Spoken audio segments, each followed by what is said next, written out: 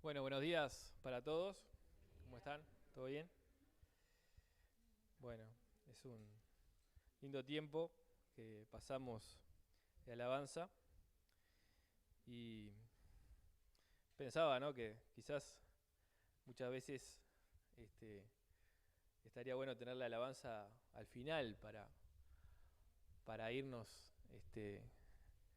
con esas cosas tan preciosas que reconocemos delante del Señor. Pero necesitamos un tiempo donde recibir de parte del Señor su palabra en nuestros corazones. Y como recordarán, estuvimos viendo el libro de Gálatas en varios meses, hasta años. Y si bien ya recorrimos todo el libro, hay un versículo en particular que como que se destaca, por decirlo de alguna manera, en la lectura, y que también es muy citado, y es Gálatas 2:20. Con Cristo estoy juntamente crucificado, y ya no vivo yo, mas vive Cristo en mí. Y lo que ahora vivo en la carne, lo vivo en la fe del Hijo de Dios, el cual me amó y se entregó a sí mismo por mí. Entonces, creo que está bueno detenernos un poquito en ese versículo. Les invito a abrir allí la palabra para considerar este versículo más detenidamente. Y bueno, Emma y los músicos no sabían nada, pero muchas de las canciones que ya cantamos hoy, hablaban de esto, de la cruz, la gloria de la cruz, cómo respondemos nosotros. Bueno, vamos a ahondar en este concepto esta mañana, Dios mediante. Algunas cosas del libro para tener un contexto. Bueno, el libro de Gálatas lo escribe el apóstol Pablo en una situación donde eran la amenaza de los llamados judaizantes, aquellos maestros, falsos maestros judíos de la circuncisión, es decir, que se afanaban y buscaban que los no judíos, es decir, los gentiles, se circuncidaran y guardaran la ley y vivieran en definitiva como una parte más dentro del judaísmo. El judaísmo tenía varias ramas, la secta, ustedes conocen, de los fariseos, los saduceos, etcétera, varias ramas dentro del judaísmo. Y bueno, y estaban también los prosélitos, aquellos gentiles, es decir, los no judíos, convertidos al judaísmo. Eso ya estaba desde antes, ¿no? Entonces estos falsos maestros querían que los creyentes en Cristo, salvos por gracia mediante la fe, viniesen a ser prosélitos. Por lo tanto, el cristianismo pasaría a ser, hubiera sido, una rama más dentro del judaísmo. Esto era lo que ellos querían, ¿no? Y entonces el apóstol Pablo se para en los pedales, por decirlo así, y dice, no, esto no está bien y no lo podemos permitir. Porque el Evangelio de la salvación, en el capítulo 1, él expresa que no es por invención humana, porque a alguien se le ocurrió, dice Pablo, no porque se me ocurrió a mí, ni porque se le ocurrió a otra persona, sino que fue entregado, dado por Dios, y nadie puede ni añadirle ni quitarle nada al Evangelio. El Evangelio es aquella buena noticia de salvación que dice que todos los hombres, judíos y no judíos, somos igualmente perdidos y pecadores a los ojos de Dios, no alcanzamos el nivel, la talla de justicia, es imposible que logremos eso, y que somos salvados por pura y exclusiva gracia de Dios mediante la gracia de la cruz, mediante el sacrificio hecho por Jesucristo en la cruz. A través de nosotros expresar arrepentimiento y fe, somos salvados y somos aceptados por Dios, no importando si somos judíos, si somos gentiles o cualquier otra cosa humana que tantas divisiones muchas veces nosotros ponemos. También expresa en el libro en cuanto a Abraham, el padre de los creyentes, ¿no? que muchas veces en los mensajes escuchamos el Padre de la fe. Bueno, lo que dice es el Padre de los creyentes. De los creyentes porque, bueno, dio el ejemplo a Abraham. Y dice que Abraham creyó a Abraham a Dios y le fue contado por justicia. Y de esa misma manera es el ejemplo para nosotros, que creemos y se nos cuenta como si hubiésemos hecho justicia, porque la justicia de Cristo nos es imputada a nosotros por cuanto nuestro pecado fue tomado sobre Él, en la cruz. Y es fundamental mantenerse en la sana enseñanza del Evangelio y rechazar y resistir toda idea, enseñanza que tergiversa el Evangelio.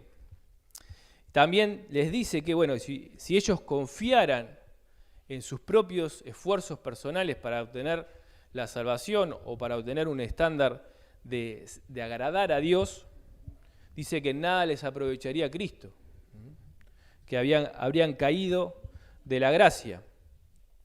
Les dice que es necesario mantenerse firmes en la libertad con la que Cristo nos hizo libres. Y también define lo que es las obras de la carne. ¿Recuerdan? Capítulo 5, dice que manifiestas son las obras de la carne. Y ahí da toda una lista, celos, envidias, contiendas, disensiones, herejías. Y también define lo que es el fruto del Espíritu, el resultado de andar según el Espíritu. Amor, gozo, paz, paciencia, benignidad, bondad, fe, mansedumbre, templanza.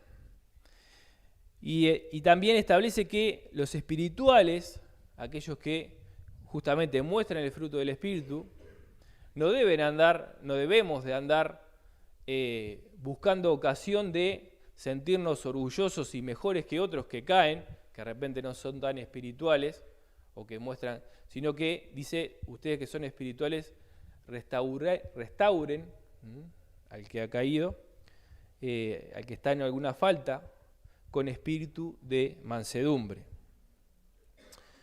Y también define y establece que será Dios el único habilitado para ser juez, para dar pago y recompensa de cada uno de nosotros. Ahora, esto como un pantallazo del libro, ¿no? Pero yendo a lo que es el contexto inmediato allí en el capítulo 2, recuerden que estábamos hablando de que los judaizantes querían que los gentiles fuesen una parte dentro del judaísmo, es decir, que guardaran las cosas que los judíos hacían durante todos los miles de años, ¿no? Circuncidarse, guardar la ley, las fiestas, los días, observancia de ritos, de cosas, todo así. Y cuando los gentiles venían de otro contexto totalmente diferente, y lo único que Pablo les decía, bueno, yo me propuse saber entre ustedes, conocer a Cristo y a presentar a Cristo y a crucificado. Ese era el mensaje del apóstol Pablo y el que los gentiles recibimos. Entonces ahí en el capítulo 2, él expresa de que tuvo, el capítulo 1 y 2, expresa de que tuvo incluso una diferencia con el apóstol Pedro. Es decir, dentro de los apóstoles de Cristo, el más, por lo menos el que llevaba la voz cantante, ¿quién era? Era Pedro, ¿verdad? Y sin embargo dice que Pedro, en un momento, en el 2.11, era de condenar, dice. O sea, lo liquidó, ¿no? Era de condenar, ¿no? Porque en un momento, cuando estaban ahí todos entre los gentiles, bueno, Pedro era uno más, estaba regocijándose en la comunión y todo, pero dice que cuando vinieron unos de parte de Santiago, es decir, del hermano del Señor, aquel que escribió la carta, que era uno de los principales de la iglesia de Jerusalén y que era muy conocido por ser, era un judío, ¿verdad? Y guardaba, o por lo menos tenía la intención de guardar la ley o de estar bien en cuanto a lo que es la tradición de los ancianos, todo era muy reconocido por eso. Santiago. Y entonces, de alguna manera, Pedro se sintió como presionado por ellos que, ¿qué dirán? ¿Qué verán de mí?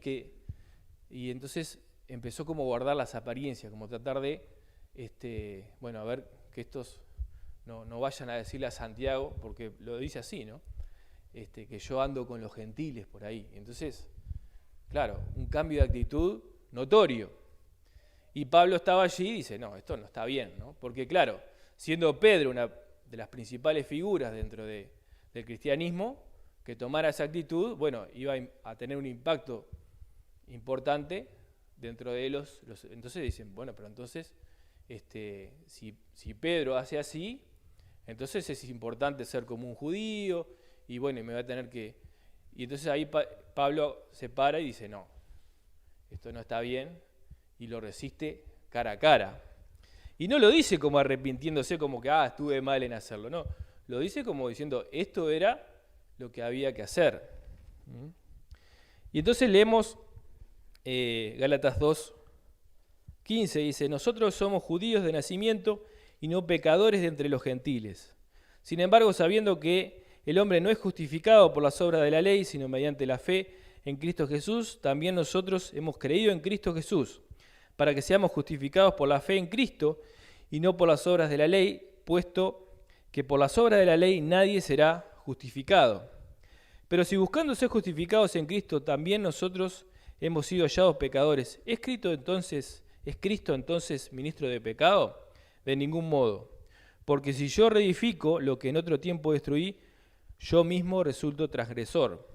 Pues mediante la ley yo morí a la ley a fin de vivir para Dios. Y ahí viene el versículo que vamos a ver hoy, ¿no? Ahora, como que Pablo se pone muy personal. Él dice yo. Y Saulo de Tarso era un judío muy fervoroso en el judaísmo. Tan fervoroso que dice que aventajaba a todos los demás. Es decir, era mucho más destacado que el resto. ¿En qué? En el celo y en el fervor que él le ponía justamente a lo que él creía. Él había sido creado a los pies de Gamaliel, es decir, uno de los principales, si no el principal maestro del judaísmo de aquel entonces. Pero ese Gamaliel en un momento le dijo, bueno, ¿se acuerdan en el libro de los Hechos? No se opongan contra estos hombres, contra los apóstoles, porque si esto viene de Dios, no lo van a poder detener. Y si no viene de Dios, se va a desvanecer como tantas otras cosas, ¿no? Entonces le dice a los otros del Sanedrín, no sea que sean hallados que están oponiéndose a Dios mismo. Y este era el maestro de Saulo de Tarso. Pero Saulo de Tarso mucho caso en eso no le hizo, porque él era el que asolaba a la iglesia. Es decir, los apóstoles siguieron adelante y el cristianismo se empezó a expandir por toda la región, y entonces Saulo de Tarso era el que veía amenazado su judaísmo querido, y entonces iba por las iglesias y las asolaba y las mandaba presos y todo, y dice que era el asolador de la iglesia, asolaba a la iglesia. Pero sin embargo, el Señor le puso un freno, un alto, ¿no? Allí en el camino de Damasco, le dijo, ¿por qué me persigues? ¿No? En medio de la gloria de la Shekinah, ¿no? De esa luz admirable y gloriosa, estaba Jesús, ¿no? Aquel al que él pensaba que todo eso era una mentira y que estaban todos equivocados. Bueno, ahí estaba, lo vio, ¿no? Y entonces eso como que le voló la cabeza, como decimos ahora, ¿no? Se le quemaron los papeles. Tuvo que irse al desierto, a Arabia, a reciclar toda su teología, y estaba absolutamente confundido, tenía que revisar todo. Y entonces allí fue que recibió este encargo también de ser el apóstol, el enviado para los gentiles. Entonces Pablo aquí, en el versículo 20, nos dice como, podríamos decir, su filosofía de vida. la manera en que él vivía, o parte, ¿verdad? Como una cosa muy notoria, ¿no? Que también haríamos bien nosotros en hacer. Dice, con Cristo estoy juntamente crucificado. Es decir, habla en un tiempo presente, en el actual, ¿no? Estoy, tiempo presente. Y es de la manera que él vivía, habiendo sido él de los que se esforzaban por agradar a Dios mediante el esfuerzo personal, mediante la ley. Él dice, no, eso no. Ahora estoy, en ese sentido, estoy crucificado. Dejo de lado esa pretensión de mi esfuerzo personal en favor de algo mejor. Pero uno pregunta, recién cantábamos, ¿no? Y recordábamos, Cristo no está en la cruz, pero él dice, estoy juntamente con Cristo crucificado. Como que esa sola frase uno podría pensar, pero entonces Cristo está crucificado todavía. ¿Cómo es eso? ¿Cómo se explica eso entonces? Bueno, sabemos que Cristo no está crucificado. Cristo fue crucificado y fue llevado a la tumba y al tercer día gloriosamente resucitó entre los muertos y hoy está a la diestra del Padre Dios, esperando que todos sus enemigos sean puestos como estrado de sus pies. Pero esa cruz fue algo que no pasó y siguió por el corazón de Pablo, sino que fue algo que quedó, que lo cambió, que lo conmovió. ¿Y qué significa la cruz? ¿Qué significó la cruz para Pablo, para el apóstol Pablo? Él entendió la obra de la cruz de Cristo. Él entendió que fue la mayor muestra de amor que la humanidad haya conocido. El medio de nuestra redención, del pago, de la compra que Dios hizo por nosotros. El pago que mis culpas merecieron. Entendió todo eso. Y también pensar de que le hace compañía al Maestro en esa cruz, porque dice, con Cristo estoy juntamente crucificado. ¿Y quiénes fueron los que estuvieron juntamente crucificados con Jesús? Los dos ladrones, ¿se acuerdan? Uno de un lado y otro en el otro. Y esos dos ladrones, malhechores, dice Lucas 23, 39, y uno de los malhechores que estaban colocados le injuriaba, diciendo, si tú eres el Cristo, sálvate a ti mismo y a nosotros. Respondiendo el otro, le reprendió, diciendo, ¿ni aún temes tú a Dios estando en la misma condenación? Nosotros a la verdad justamente padecemos, porque recibimos lo que merecieron nuestros hechos. Mas este ningún mal hizo. Y dijo a Jesús, acuérdate de mí cuando vengas en tu reino. Entonces Jesús le dijo, de cierto te digo que hoy estarás conmigo en el paraíso. Y así a los lados de Jesús, en esa cruz, puede estar dividida toda la humanidad, ¿no? Unos que, como los que estaban abajo, insultaban, injuriaban a Jesús. Ah, si sos el Hijo de Dios, bajate de la cruz y vamos a creer en ti, ¿no? Una burla. Y el que estaba siendo crucificado, el que estaba muriendo, tomaba la actitud de esos que estaban ahí abajo también, ¿no? Le tomaba el pelo a Jesús. Y el otro, que se da cuenta, bueno, yo estoy muriendo, pero yo merezco estar acá, porque yo soy un pecador. Y clama a Jesús, acuérdate de mí cuando vengas en tu reino. Un reconocimiento del que estaba ahí al lado, por más que todos se estaban burlando de él, ese de verdad era el rey. Era el rey de los judíos, era el rey verdadero, el rey eterno. Y como dice también Romanos 10:13, todo aquel que invocare el nombre del Señor será salvo. Y este ladrón de la cruz, con esa simple invocación, así lo fue. Y Jesús se lo reconoció diciendo, de cierto, hoy estarás conmigo en el paraíso. Entonces, aquí está la división de la humanidad. ¿De qué lado estás tú, hermano y amigo, que quizás escuchas esto, ¿no? O que lo escucharás después? Que no estés del lado del condenado, que injuriaba a Jesús, que blasfemaba a Jesús, estando en la misma condenación, sino de aquel que recapacita y que clama por misericordia y haya misericordia.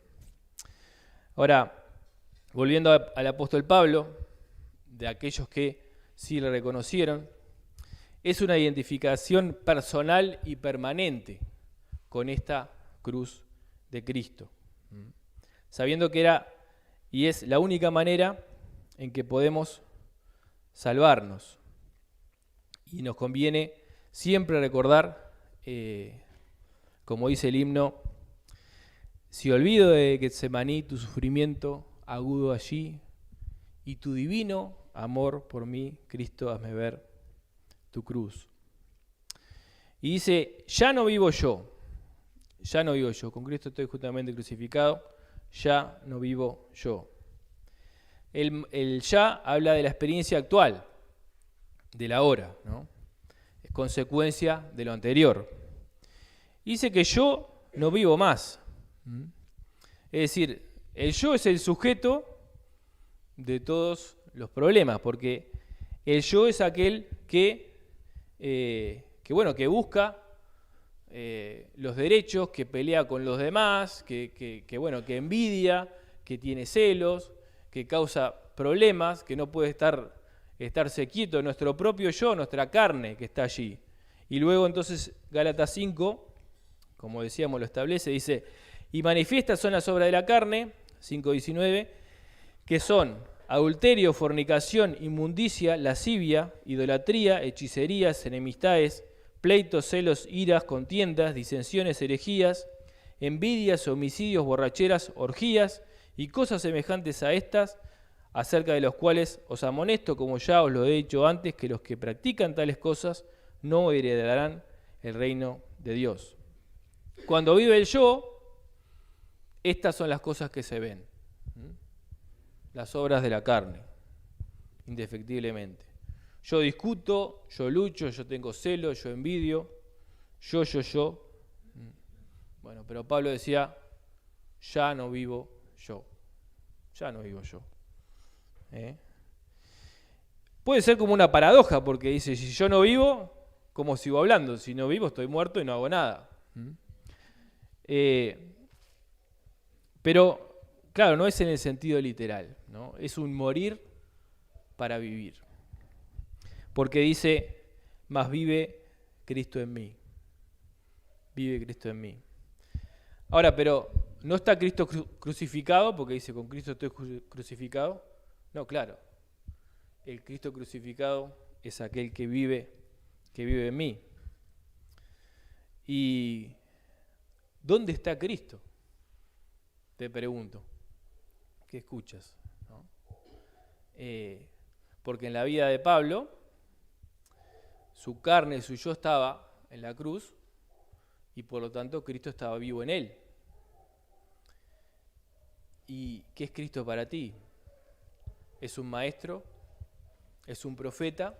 Preguntaba, ¿no? ¿Qué dicen los hombres? ¿Qué dicen los hombres que yo soy?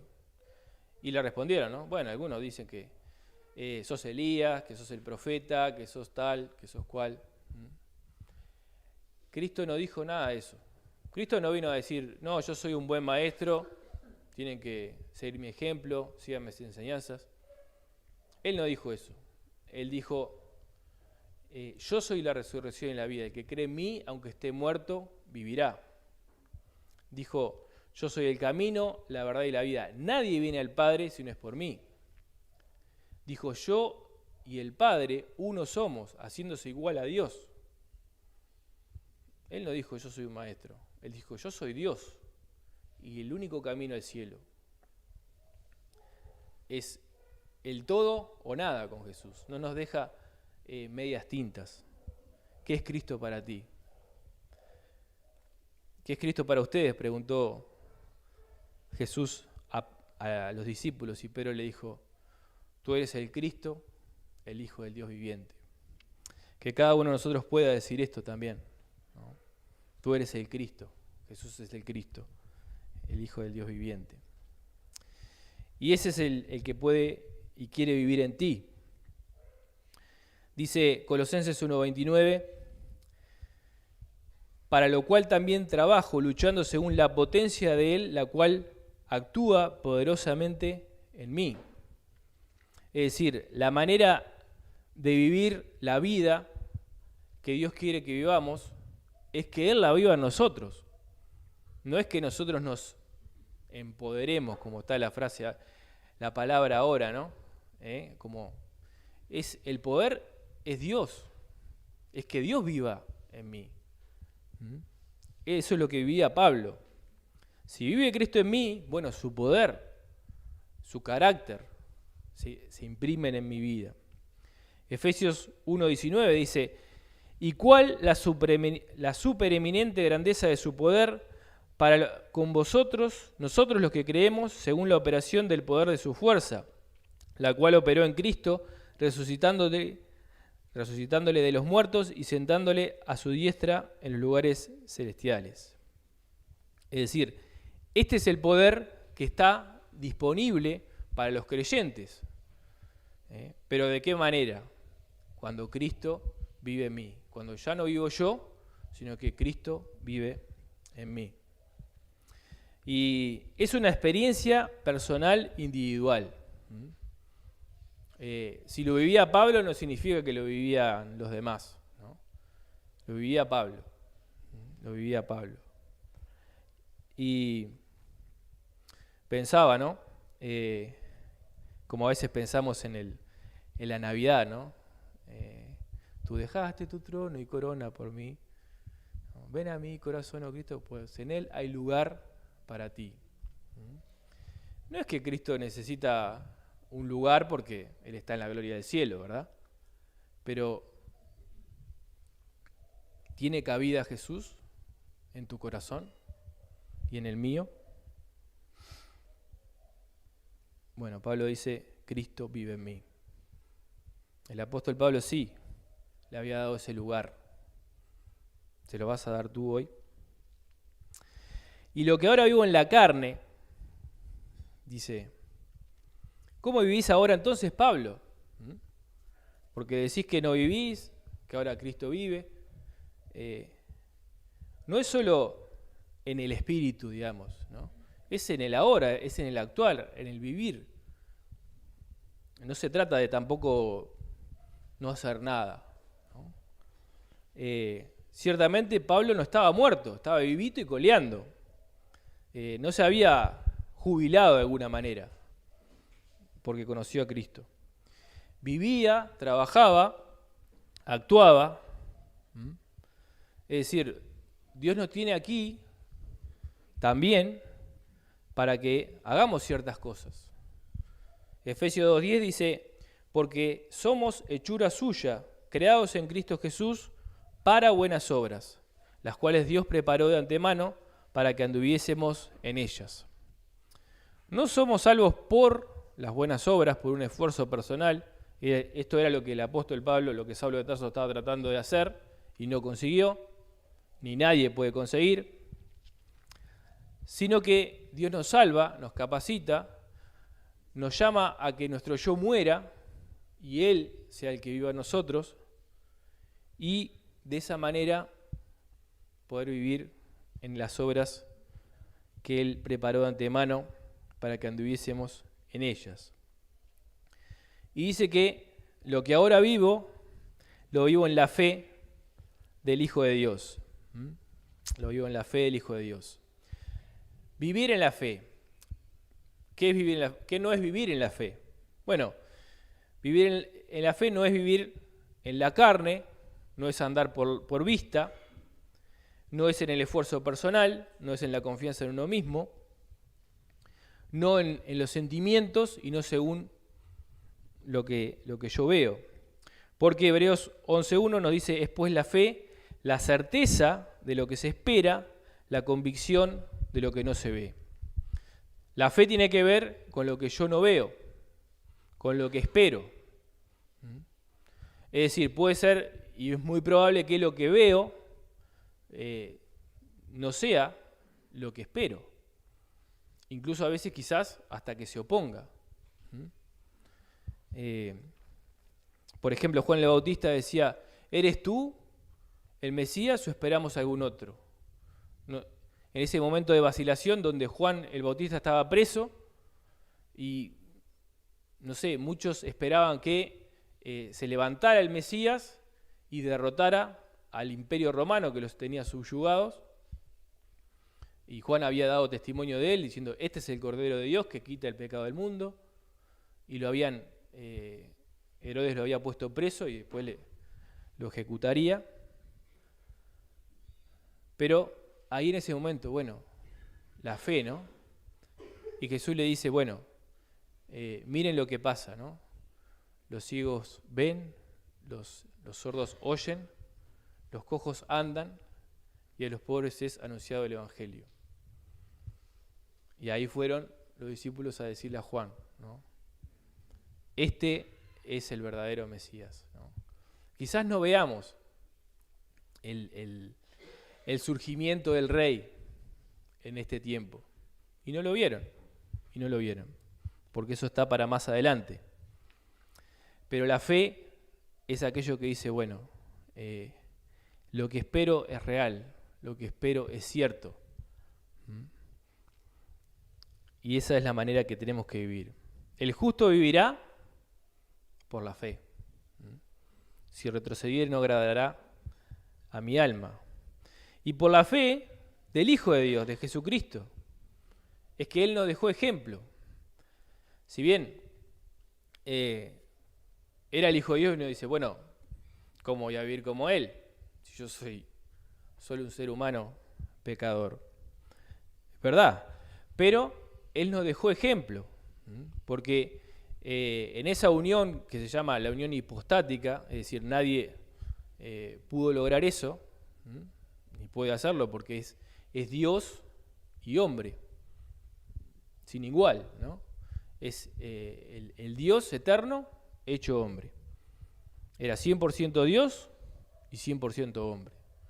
Entonces, la humanidad de Cristo recibía el poder y el conocimiento de toda la deidad cuando la persona divina le comunicaba. Y entonces, de esa manera, Jesús, el hombre, es nuestro modelo, nuestro ejemplo. Por eso dice 1 Juan 2:6, el que dice que permanece en él debe andar como él anduvo. Y 1 Pedro 2:21 nos dice, pues para esto fuisteis llamados, porque también Cristo padeció por nosotros, dejándonos ejemplo para que sigáis sus pisadas. ¿Cómo nosotros podemos seguir sus pisadas? Si fuera,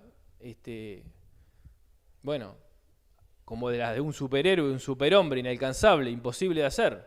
No, las pisadas del Maestro. Cuando Jesús venció a Satanás en la tentación del desierto, no usó un superpoder que nosotros no podamos jamás hacer. ¿Qué fue lo que usó? La palabra. Usó la palabra. Así está escrito. Así está escrito. Y eso también podemos usarlo nosotros. De manera que en esa fe del Hijo de Dios se puede manifestar en nuestra vida el fruto del Espíritu, que está en Gálatas 5:22. Mas el fruto del Espíritu es amor, gozo, paz, paciencia, benignidad, bondad, fe, mansedumbre, templanza. Contra tales cosas no hay ley. Cuando yo digo, no soy yo, y yo no puedo, y yo estoy en la cruz, mi yo está ahí, y Dios es el que produce en mí las cosas, es que esto puede ser verdad en mi vida. Puede verse amor, puede verse gozo, puede verse paz, paciencia, benignidad, bondad, fe, mansedumbre, templanza. De otra manera no, porque lo voy a estar contaminando con mi propio yo. Y mi yo es egoísta y bueno, ya sabemos cómo es el yo, ¿no? La carne. Entonces, esa es la manera. ¿Y cuál es la motivación por todo esto, ¿no? ¿Es solamente por conseguir un galardón? ¿Solamente por ver el cielo y las calles de oro? ¿Solamente por la gloria venidera? No. Porque dice, el cual me amó. De nuevo, un aspecto profundamente personal, ¿no? Él dice, me amó. Dice, por todos murió. Pero acá Pablo no dice, amó a todos. No dice eso. ¿Amó a todos? Sí, claro, amó a todos. Pero él dice, me amó. Lo hace profundamente personal e individual. Porque a todos amó.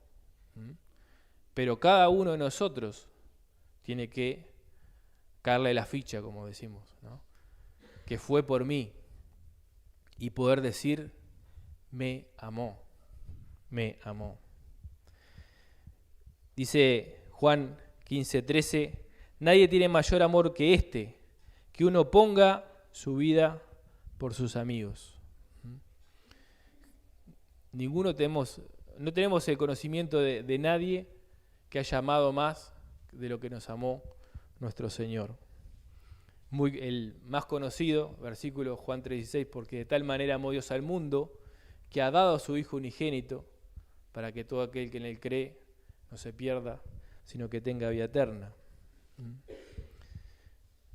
La cantidad y la calidad del amor. 1 Juan 3:1, mirad cuál amor nos ha dado el Padre para que seamos llamados hijos de Dios. Por esto el mundo no nos conoce, porque no le conoció a Él. ¿Podés creer esto, hermano y amigo? ¿Podés creer esto? ¿Podés tomarlo en tu corazón y hacerlo tuyo y decirle, sí, Él me amó. Él me amó. Cristo me amó. Y se entregó a sí mismo por mí. Su entrega, su sacrificio en la cruz, la mayor demostración de amor de todos los tiempos y edades, la obra que Cristo hizo por nosotros para salvarnos. Pablo lo hacía muy personal. Se entregó a sí mismo por mí. Por mí. Y eso es lo que el corazón nuestro necesita, el ser conmovido por el amor de Cristo. Y a través de esa relación personal con Él, sabiendo que Él me amó y que se entregó a sí mismo por mí, es que yo puedo decir, dejo mi yo en esa cruz para que Él viva en mí y haga lo que Él quiera conmigo. 2 Corintios 5:14 dice, porque el amor de Cristo nos constriñe, pensando esto, que si uno murió por todos, luego todos murieron. Y por todos murió, para que los que viven ya no vivan para sí, sino para aquel que murió y resucitó por ellos. La única forma no es por querer ganar algo, que tiene su valor, ¿no? Los galardones y todo. Por querer aprovechar la vida, que también es verdad, ¿no? Por algo dice, acuérdate del Señor en los días de tu Creador, en los días de tu juventud, antes que vengan los días malos, tiene su valor, pero el amor de Cristo nos constriñe, nos obliga, nos mueve, nos moviliza. Si el amor de Cristo no nos mueve, nada más nos va a poder moverlo. Pero que nos pueda mover el amor de Cristo, para poder poner en práctica Gálatas 2:20 como nuestra filosofía de vida entregada por el apóstol Pablo, por Dios, a nosotros, que podamos aprender, que podamos meditar y que podamos vivir el impacto pleno de esa vida que entiende lo que es la cruz de Cristo y sus implicaciones para todos nosotros y su amor derramado por nosotros. Que Él pueda hacer el que viva en nosotros. Oramos.